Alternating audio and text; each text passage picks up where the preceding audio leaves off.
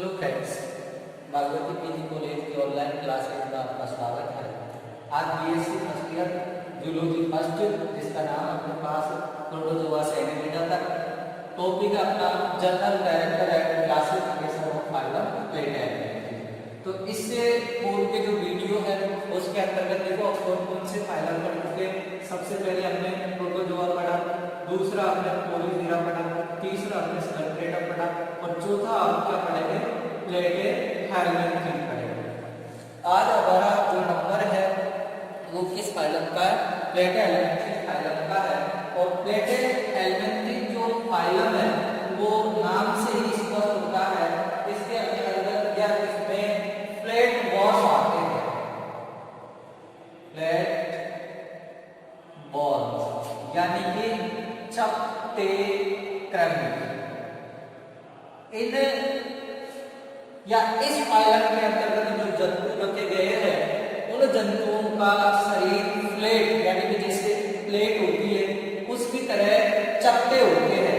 बिल्कुल ये इस प्रकार से चपटे फॉर्म के अंतर्गत पाए जाते हैं। इनमें मतलब इनका शरीर है मतलब ऐसा बेलनाकार या गोलाकार नहीं होता है, यानी कि ये चपटे क्रमी होते हैं। इसी आधार पर इसको प्लेटे हेलमिंथी नाम दिया गया है। अब ये जो प्लेटे हेलमिंथी जो वर्ड है, ये वर्ड दो ग्रीक भाषा के शब्द है। किस भाषा के शब्द है बेटा? ग्रीक भाषा के शब्द है। और उन शब्दों का नाम क्या है? एक का नाम है प्लेट और एक का नाम है हेलमिंथ। एक का नाम है प्लेट और एक का नाम है हेलमिंथ। हेलमिंथ। अब इनका मतलब क्या होता है? प्लेट होता है, प्लेट का मतलब होता है आप इसके अंतर्गत होता है चपटा,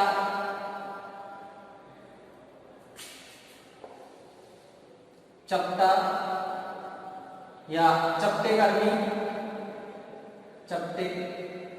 और जो हेलमिंथ है इसका मतलब होता है कृमि या बोल सकते हैं प्राणी, इसके अंतर्गत है जो आते हैं, यानी कि इनको फ्लैट यानी कि कृमि। और जो इस वर्ड को फिर बीच में जो वर्ड लिया गया है उस वर्ड का नाम है वॉर्म, यानी कि वॉर्म यानी क्या हो जाता है? कृमि। यानी कि तो ये किसके दो ग्रीक भाषा के शब्द है। ये तो फ्लैट से मिलकर बना है और एक हेलमिंथ से मिलकर बना है। फ्लैट का मतलब तो क्या होता है? चपटा, यानी कि इसको कह सकते हैं फ्लैट से ये वर्ड आ जाएगा फ्लैट। इस फ्लैट से मिलकर तो बना है क्या? चपटा। और हेलमिंथ इससे मिलकर बना है वॉर्म। तो इस प्रकार से ये शब्द की क्या हुई है भाई? उत्पत्ति हुई है। कहने का मीन्स क्या है? फ्लैट ग्रीक भाषा का शब्द है, इंग्लिश के अंतर्गत इसको बोला जाएगा फ्लैट और इसको बोला जाएगा वॉर्म। फ्लैट का मतलब तो चपटा, चपटा, और इसका मतलब क्या होता है? कृमि। तो क्या मतलब हुआ कि इसके अंतर्गत चपटे जो कृमि होते हैं उनको रखा गया है। साथ ही इन्हें वर्मिस भी कहा जाता है। इन्हें क्या कहा जा सकता है? वर्मिस भी कहा जा सकता है। इन्हें वर्मिस के नाम से भी जाना जाता है। और अगर अपन इनके इतिहास की जैसे ही बात करते हैं तो सन 1859 में, 1859 है, इस 1859 साल के अंतर्गत क्या किया था? एक वैज्ञानिक है और उस वैज्ञानिक का नाम है गेनेवोर। इस गेनेवोर ने संघ कौन सी प्लेटे हेलमिंथी की क्या की थी? स्थापना की थी। इसने क्या कही भाई? स्थापना की है। या मैं कह सकता हूं संघ जो प्लेटे हेलमिंथी है उसका खोजकर्ता कौन है? गेनोवा। गेनोवा के नाम से मतलब इसको जाना जाता है। लेकिन सन 1876 के अंतर्गत, सन 1876 के अंतर्गत मिनोट जो वैज्ञानिक है उन्होंने क्या दिया? इन्हें चपटे कर्मी नाम दिया था, चपटे क्रमी नाम दिया था। ये इस प्रकार से इसका कुछ क्या है भाई, इतिहास है। सामान्यतः लेटर एलिमेंट्री को क्या बोलते हैं बेटा, फ्लैग वर्ड यानी कि चपटे कर्मी के नाम से जाना जाता है। साथ ही ये क्या है, दो ग्रीक भाषा के शब्द से मिलकर बना हुआ है। एक ग्रीक भाषा का शब्द है, उसका नाम क्या है, फ्लेक्स। फ्लेक्स का मतलब होता है फ्लैग, एक का मतलब है हेलमेट और हेलमेट का मतलब होता है बॉल, और हिंदी में बोला जाता है फ्लैग को चपटा और बॉल को क्या बोला जाता है, क्रमी बोला जाता है। सन 1859 के अंतर्गत वेगवार वैज्ञानिक ने इसे लेटर एलिमेंट्री संघ की स्थापना की और सन 1876 में मिनोट ने इन्हें चपटे कर्मी के नाम दिया या चपटे कर्मी के नाम से इन्हें जाना जाता है। इनका अलग नाम भी क्या है, एक वर्मिस है। इस वर्मिस के नाम से भी इनको मतलब अपन पहचान सकते हैं। तो इस प्रकार से हम कह सकते हैं कि ये जो संघ लेटर एलिमेंट्री है, इसकी स्थापना और इसके बारे में आपको ये जानकारी दी जा रही है। अब मैं आगे इसकी चलता हूं तो जनरल कैरेक्टर की मैं बात करता हूं। जनरल कैरेक्टर सामान्य लक्षण है किसके, संघ लेटर एलिमेंट्री के। तो मैं आपको यहाँ 15 सामान्य लक्षण बताऊंगा और वो सामान्य लक्षणों को आपको क्या करना है, याद करना है। सामान्य लक्षण किसके हैं, संघ लेटर एलिमेंट्री के। इसके क्या है, सामान्य लक्षण है। और इन सामान्य लक्षणों में सबसे पहले मैं अगर बात करता हूं तो मैं बात कर लेता हूं इनके आवास। तो संघ लेटर एलिमेंट्री के जो जंतु होते हैं वो बेटा एक तो जलीय आवास यानी कि जल के अंतर्गत पाए जाते हैं। साथ ही कुछ ऐसे एनिमल भी होते हैं जो स्थलीय भी होते हैं, स्थलीय भी होते हैं। दूसरा मैं कैरेक्टर की जैसे ही बात कर लेता हूं किसके, लेटर एलिमेंट्री की, तो आवास के बाद में आता है इनमें स्वभाव, यानी कि ये किस स्वभाव के होते हैं। तो स्वभाव के अंतर्गत अपन को लिखना है, संघ लेटर एलिमेंट्री के जो जंतु हैं वो परजीवी होते हैं, यानी कि अपना जीवन यापन है दूसरे पर व्यतीत करते हैं। स्वतंत्र जीवी होते हैं, यानी कि ये फ्री लिवर भी रह सकते हैं, कॉलोनियों के रूप में नहीं रह सकते हैं। अगले में कैरेक्टर की जैसे ही बात कर लेता हूं, स्वभाव आवास आ जाता है। तो इसके बाद में आ जाता है इसका शरीर संगठन। अब आपको ध्यान होना चाहिए कि अपन जैसे जैसे फाइलम पढ़ते आ रहे हैं, जैसे क्या नाम से प्रोटोजोआ, इसके अंतर्गत प्लाज्मिक लेवल का, फिर आता है अपने पास प्रोटोजोआ, इसके अंतर्गत आता है सेलुलर लेवल का, फिर आता है आपके पास सिलेंट्रेटा, इसमें आता है आपके सेलुलर हो गया, फिर टिश्यू लेवल का आता है। अब कौन सा आ गया फाइलम लेटर एलिमेंट्री, तो इसमें आ जाएगा आपके ऊतक अंग, टिश्यू ऑर्गन लेवल का शारीरिक संगठन पाया जाएगा। तो इस प्रकार से आपको क्या करना है, इसको ध्यान रखना है कि संघ लेटर एलिमेंट्री के जो जंतु होते हैं उन जंतुओं के अंतर्गत ऊतक अंग तंत्र अंग ऊतक अंग प्रकार का शारीरिक संगठन पाया जाता है, शारीरिक संगठन पाया जाता है। तो इनके अंतर्गत अब क्या है, जैसे जैसे आपके जो फाइलम आगे बढ़ता जाएगा तो वहां पर उनके जो कैरेक्टर है वो भी मतलब क्या है, बदलते चले जाएंगे। अब हम बात कर लेते हैं इसके अगले कैरेक्टर की, और उस अगले कैरेक्टर का नाम है सममिति, सिमेट्री इसके अंतर्गत पाई जाती है। जिसके अंतर्गत वो सिमेट्री पाई जाएगी द्विपार्श्व सममिति।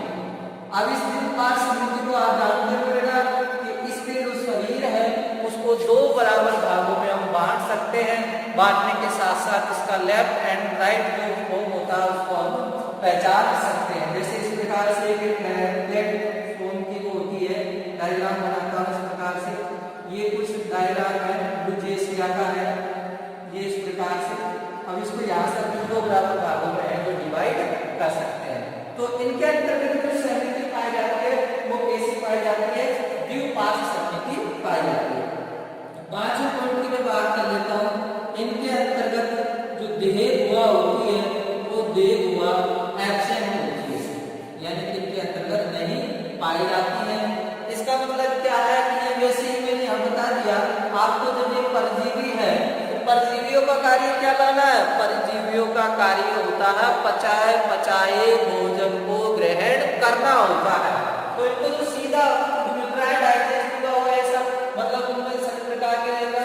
तो उस प्रकार के जो भोजन को है ये क्या करते हैं? ग्रहण करते हैं। तो इनके अंतर्गत जो देह हुआ होती है वो कैसी होती है? एब्सेंट होती है। देह हुआ के चलते हम कर लेते हैं इनके अंतर्गत देह भित्ति, और जो देह भित्ति होती है वो देह भित्ति होती है इनमें ट्रिप्लोब्लास्टिक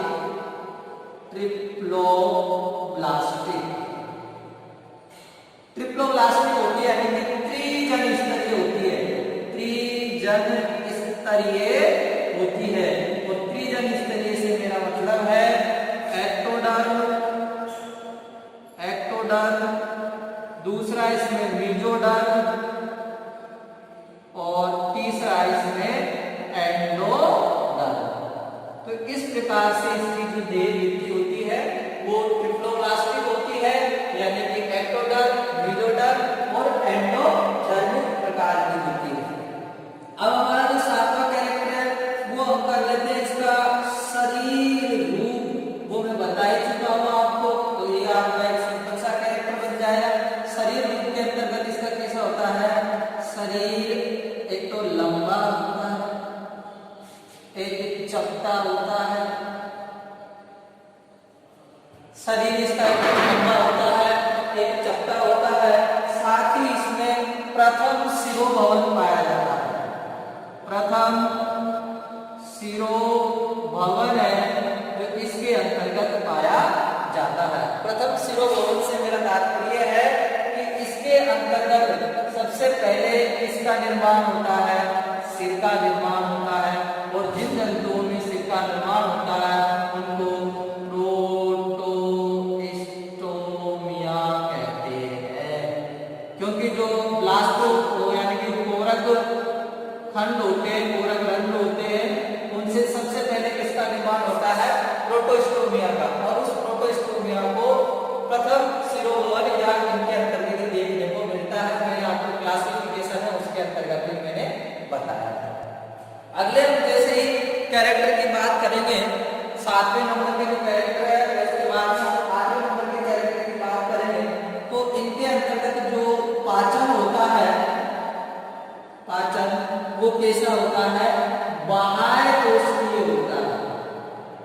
बाह्य कोशिकीय पाचन इनके अंतर्गत है पाया जाता है।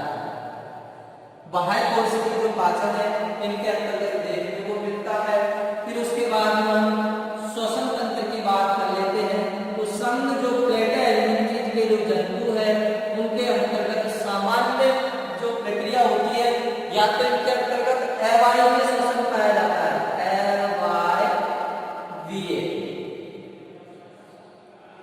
अवायवीय श्वसन है इनके अंतर्गत देखने को मिलता है।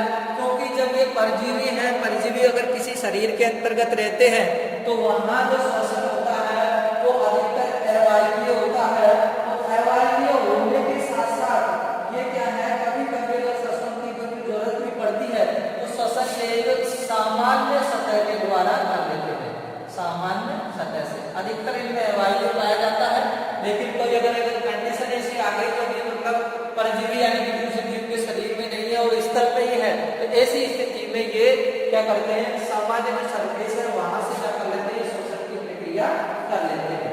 फिर उसके बाद में ये 10वां पॉइंट लास्ट है इसके अंतर्गत, आप ऊपर लिखो मतलब उत्सर्जन तंत्र। उत्सर्जन तंत्र। अब उत्सर्जन तंत्र की मैं जैसे ही बात कर लेता हूं तो इसके अंतर्गत फ्लैग सेल पाए जाते हैं, यानी कि ज्वाला कोशिकाएं पाई जाती हैं। और ये कैसे होते हैं? अम्यूनोटेनिक होते हैं। अमीनो टैलिक ये होते हैं, इनके अंतर्गत ये क्या करते हैं, अमोनिया का उत्सर्जन करने का कार्य करते हैं। तो अमीनो टैलिक ये कार्य होते हैं। फ्लेम सेल का मतलब क्या है, इनके अंतर्गत जो सेल्स पाई जाती है वो कुछ इस प्रकार की, यानी कि ज्वाला सेल्स होती है, ये क्या करती है, उत्सर्जन कर, इनको बोलते हैं ज्वाला कोशिकाएं, फ्लेम सेल। तो ये क्या करती है, वही उत्सर्जन का कार्य इसके अंतर्गत करती है। ये जो फ्लेम सेल है आपको फिजियोलॉजिकल के अंतर्गत देखने को मिलती है। अब हम आगे चलते हैं इसके अगले कैरेक्टर की, यानी 10 कैरेक्टर जहां होंगे, 11 कैरेक्टर की हम जैसे ही बात करते हैं तो उसके अंतर्गत अगला हम कैरेक्टर ले लेते हैं परिसंचरण तंत्र। कौन सा लेते हैं, परिसंचरण तंत्र। तो इनके अंतर्गत जो परिसंचरण तंत्र होता है वो एब्सेंट होता है। परिसंचरण तंत्र, परिसंचरण तंत्र के अंतर्गत एब्सेंट होता है, यानी कि रक्त का जो परिसंचरण है वो इसके अंतर्गत नहीं पाया जाता। फिर अपन ले लेते हैं इनके अंतर्गत तंत्रिका तंत्र। तंत्रिका तंत्र की जैसे ही मैं बात करता हूं तो इनमें तंत्रिका तंत्र होता है वो सीधी रूप में पाया जाता है या फिर वलय के रूप में होता है, गेंगलियों के रूप में इनके अंतर्गत है जो क्या नाम से तंत्रिका तंत्र पाया जाएगा। और वो भी कैसा होता है, अल्प विकसित होता है, यानी कि पूर्ण विकसित तो आपको एनेलिडा के अंतर्गत देखने को मिलेगा। अब मैं नेक्स्ट कैरेक्टर की जैसे ही बात कर लेता हूं तो इनके अंतर्गत आते हैं संवेदांग, यानी कि संवेदांगों के रूप में इनकी त्वचा होती है, वो भी संवेदांग का कार्य करती है। साथ ही इसके अंतर्गत पाई जाती है पेपिला, ये भी क्या करती है, संवेदांग का कार्य करती है। पेपिला ये भी क्या करती है, संवेदांग का कार्य करती है। तो और इनके अंतर्गत स्पर्शक पाए जाते हैं, वो भी क्या करते हैं, संवेदन का कार्य करते हैं। तो इस प्रकार से इसमें जो संवेदन है वो पाए जाते हैं। कहने का मतलब आयन वगैरह है वो इनके अंतर्गत विकसित नहीं होती है संवेदनों में। और नेक्स्ट हम ऐसे ही कैरेक्टर की बात कर लेते हैं तो इनके अंतर्गत जो फर्टिलाइजेशन यानी कि जो जनन होता है वो कैसा होता है बेटा, एक तो लैंगिक जनन होता है, कैसा होता है, लैंगिक जनन होता है। और लैंगिक जनन का अगर हम टाइप की बात करें तो इसके अंतर्गत लैंगिक जनन कैसा होता है, आंतरिक होता है, आंतरिक निषेचन इनके अंतर्गत पाया जाता है। और 15वां जो हमारा कैरेक्टर है उस कैरेक्टर का नाम है डेवलपमेंट, परिवर्धन। और ये जो परिवर्धन होता है इसमें कैसा होता है, अप्रत्यक्ष प्रकार का होता है। और अप्रत्यक्ष का मतलब होता है इसमें लार्वल फॉर्म पाई जाती है और वो किसके अंतर्गत होती है, जैसे अपन फेसियोलाइटिका की हम बात करते हैं तो उसके अंतर्गत जो लार्वा पाया जाएगा, जैसे लार्वा पाया जाता है इसमें स्पोरोसिस, फिर सर्केरिया, मेटासर्केरिया और मिरासीडियम, ये लार्वा है इसके अंतर्गत है पाया जाता है। तो इस प्रकार से हमारा जो क्या नाम से संघ जो प्लेटी एलिमेंट्रीज है उस प्लेटी एलिमेंट्रीज का क्या होता है भाई, जो क्लासिफिकेशन है वो कंप्लीट, क्या नाम से जनरल कैरेक्टर है वो कंप्लीट होता है। ये 15 जो कैरेक्टर है वो कम से कम आपको सामान्यतः याद करने ही होंगे। लेकिन इसमें ध्यान रखना जो भी आप यानी कोई सा भी फाइलम हो उसके कैरेक्टर आपको लगेगा कि यार सब कैसे याद किया जाए। तो याद करने का एक वेरी और सिंपल तरीका होता है। आप क्या करेंगे, जैसे मैंने आज 4 फाइलम आपको बता चुका हूँ, एक तो प्रोटोजोआ है, एक ओलिफेरा है, एक सिलेंट्रेटा है और एक आपके क्या है, प्लेटेड। अब इनके अंतर्गत जैसे प्रोटोजोआ के अंतर्गत सब आप ऐसे कैरेक्टर बना लेंगे। सबसे पहले आवाज का बना लेंगे, फिर उसके बाद में स्वभाव का बना लेंगे, फिर इसके बाद में शरीर रूप का बना लेंगे, समिति का बना लेंगे और उसके बाद में समिति जैसे ही आती है तो फिर आप देह गुहा का बना लेंगे, देह भित्ति का बना लेंगे। यानी कि कहने का मतलब आप ऐसे प्रकार से याद कर सकते हैं। इनको याद करने का जो तरीका होगा वो इस प्रकार से होगा, यानी कि आपने परिचय ले लो, आप परिचय ले लिया, फिर उसके बाद में आवास ले लिया, फिर उसके बाद में स्वभाव ले लिया, फिर शरीर संगठन ले लिया। शरीर संगठन के बाद में आपने देह गुहा ले ली, सिलो देह गुहा ले ली। फिर आप क्या करेंगे बेटा, देह वृत्ति ले लेंगे। देह वृत्ति के बाद में आप समिति ले लेंगे। समिति जैसे ही आप ले लें, समिति के बाद में आप इसके अंतर्गत श्वसन तंत्र ले लेंगे, फिर उत्सर्जन ले लेंगे, फिर परिसंचरण ले लेना, फिर तंत्रिका ले लेना, फिर आप जनन ले लेंगे, फिर आप परिवर्धन ले लेंगे। इस प्रकार से आपको याद करना परिचय निकालेंगे। जैसे प्रोटोजोआ फर्स्ट एनिमल, यानी कि आदि प्रकार के जंतु है जो प्रोटोजोआ के अंतर्गत पाए जाते हैं। ये एक कोशिकीय होते हैं। कोरीफेरा, कोरफेरा का मतलब होता है इसके अंतर्गत छिद्रित जंतु है जो पाए जाते हैं। सिलेंट्रेटा इसके अंतर्गत है जो पाए जाते हैं। सिलेंट्रेटा के अंतर्गत आपने देखा होगा कि इनमें डंक मारने की प्रवृत्ति होती है और प्लेट एल्यूमिनियम में पढ़ाएगा। आवास के बारे में सभी बात करी थी। स्थलीय मतलब क्या होते हैं, जलीय होते हैं, समुद्री जल में और क्या नाम से है लवणीय जल, दोनों के अंतर्गत देखने को मिलते हैं। ये सभी इनके अंतर्गत ये जलीय स्तरीय होते हैं। जो डिफरेंट है वो आपको पढ़ना है। स्वभाव के अंतर्गत हमने पढ़ा था ये एकल होते हैं, निवयी होते हैं, स्वतंत्र जीवी होते हैं और कुछ इसके अंतर्गत पैरासिटिक भी होते हैं। प्रोटोजोआ में परजीवी भी पाए जाते हैं, मृतोपजीवी भी होते हैं। इसके अंतर्गत आपने परजीवी इस प्रकार से याद कर लिया। शारीरिक संगठन है, यहाँ तक प्रोटोप्लाज्मिक लेवल का होता है या सेलुलर लेवल का होता है या टिश्यू लेवल का होता है और या टिश्यू ऑर्गन लेवल का होता है।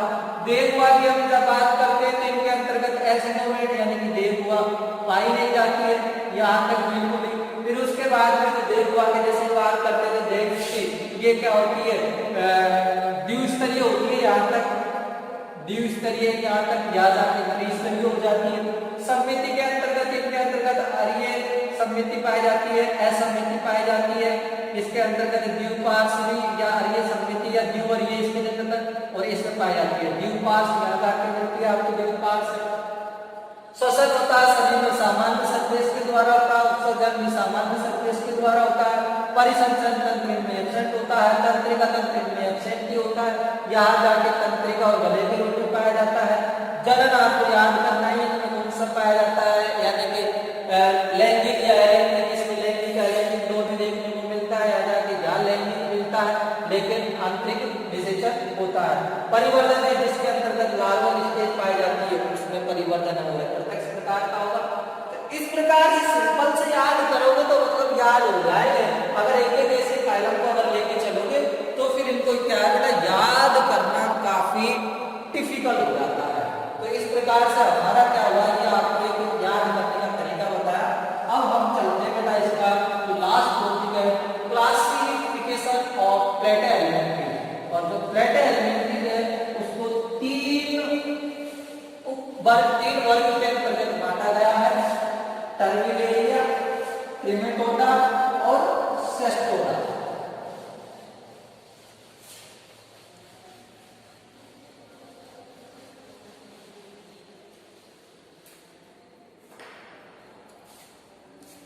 क्लासिफिकेशन है, ये है आपका संघ, प्लेटी, एलिमेंट्रीज,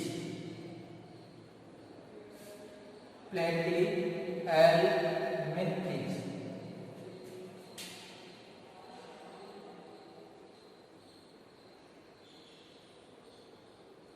अब इसको तीन वर्गों में बांटा गया है। इसका जो फर्स्ट वर्ग है उसका नाम है टर्मिनेलिया,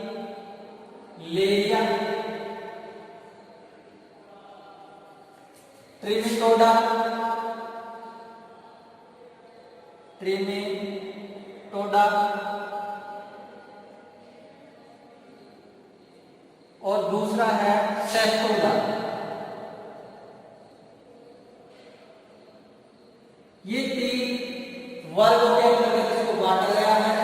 इसके अंतर्गत है जो 5 वर्ग क्या नाम से टर्मिनेट है, इसके अंतर्गत 5 गण आते हैं और उन गणों को याद करेंगे number A R T E। कैसे? फर्स्ट जो ऑर्डर है उसका नाम है एसिला। क्या नाम है? फर्स्ट ऑर्डर का नाम है एसिला।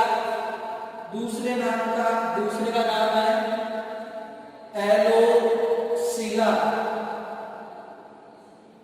और तीसरे ऑर्डर का नाम है रेप्टोसिला। तीसरे ऑर्डर का नाम क्या है? रेप्टोसिला। और मतलब चौथे का नाम है ट्राइक्लेडिडा। ट्राइक्लेडिडा। और पांचवें ऑर्डर का नाम है पॉलीक्लेडिडा। ये 5 ऑर्डर है जो किसके हैं? गण क्या नाम से ऑर्डर टर्मिनेरिया। एलोसिला, एसिला, एलोसिला, रेप्टोसिला, ट्राइक्लेडिडा और पॉलीक्लेडिडा।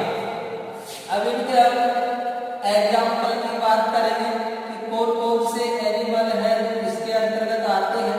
तो एनिमलों का नाम थोड़ा क्या है? विचित्र है, लेकिन आपको एक्टोकॉटिल फर्स्ट है। एक्टोकॉटिल ये गण ऑर्डर है, उस ऑर्डर का क्या है भाई? एनिमल है एसिला का। और जो एलोसिला है उसका है एलोसिला है उसका का है मैक्रोस्टोटम। मैक्रोस्टोटम। और जो रेप्टोसिला है उसका है प्रोरिंकस। प्रोरिंकस। रेप्टोसिला का क्या है? प्रोरिंकस है। और जो ट्राइक्लेडिडा है इसका है डुजेसिया। डुजेसिया। डुजेसिया किसका है? ट्राइक्लेडिडा का है। और इसका है नोटोप्लेना।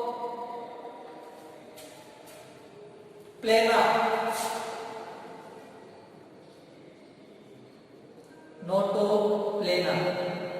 ये ऑर्डर पॉलीक्लेडिडा का क्या है? एनिमल है। और ट्रिमेटोडा है, इसको 2 ऑर्डर के अंतर्गत बांटा गया है। केवल 2 ही गण है इसके। और फर्स्ट है मिनीजिया और दूसरा है डाइजीनिया।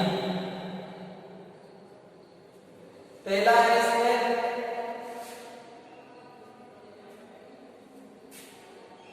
Meaning Monogenea. मोनोजीनिया और डाइजीनिया। दूसरे ऑर्डर का नाम क्या है? डाइजीनिया है। और इसमें आता है डिप्लोजूम और सिस्टोसोमा। इसके अंतर्गत आता है डिप्लोजूम और इसके अंतर्गत आता है सिस्टोसोमा। ये किसके हैं? जो वर्ग ट्रिमेटोडा है उसके 2 ही ऑर्डर है, मोनोजीनिया और डाइजीनिया। सिस्टोसोमा और डिप्लोजूम इसके क्या है? एग्जाम्पल है। उसके बाद हम जो सेस्टोडा है उस सेस्टोडा के हम बेसिक बात करते हैं तो इसके अंतर्गत 2 उपवर्ग है। फर्स्ट जो उपवर्ग है उसका नाम है सेस्टोडेरिया और यूसेस्टोडा। सेस्टोडोरिया यूसेस्टोडा। 2 उपवर्ग है। इन 2 उपवर्गों के क्या नाम है? एक का नाम तो क्या है? सेस्टोडोरिया और एक का नाम क्या है? यूसेस्टोडा। क्या नाम है? यूसेस्टोडा और एक का नाम क्या है? सेस्टोडोरिया। अब इनके अंतर्गत 2 ऑर्डर तो इसके अंतर्गत है 2 ऑर्डर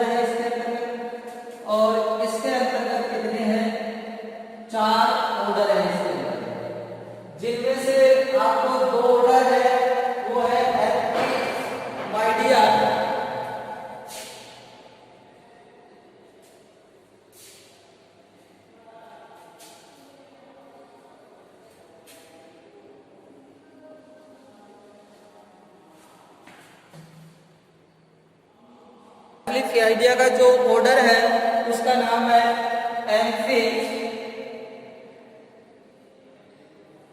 एम्फिलिडिया। एम्फिलिडिया। और इसका जो एग्जाम्पल है वो है एम्फिलाइना। क्या एग्जाम्पल है इसका? एम्फिलाइना, एम्फिलिडिया। ये इसका क्या है भाई? फर्स्ट ऑर्डर है एम्फिलिडिया और एम्फिलाइना। सेकंड ऑर्डर का नाम है गायरोकोटिलिडिया। गायरोकोटिलिडिया। इस गायरोकोटिलिडिया के अंतर्गत है जो एग्जाम्पल है गायरोकोटाइल।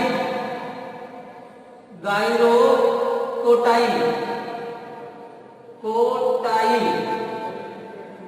और इसके अंतर्गत जो 4 ऑर्डर है उसमें से आप 2 ही ऑर्डर है उनको याद कर सकते हैं। प्रोटियोसिफेला,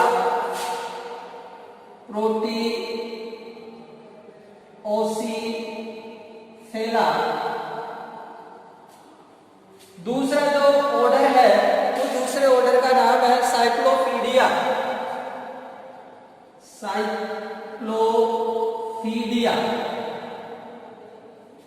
जो प्रोटियोसिफेला है इसके अंतर्गत एनिमल आता है ओफियोटिनिया।